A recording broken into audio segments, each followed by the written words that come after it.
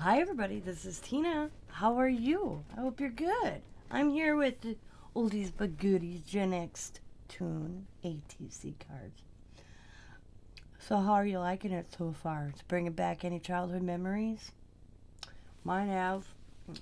They have to me. Now, the last one, the Wuzzles, that was a new one for me. I went and watched it and then I remembered what it was. But nobody can ever forget this one. Hey, Yogi. Yogi Bear.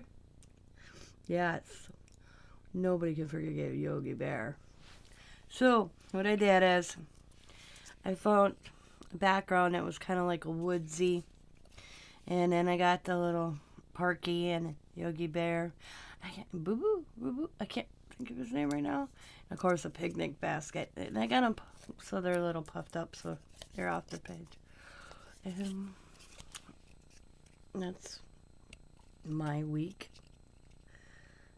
What week are we on? 5, right?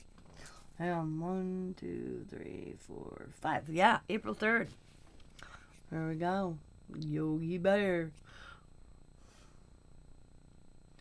Helen. I hope you guys are enjoying these. These are fun to make.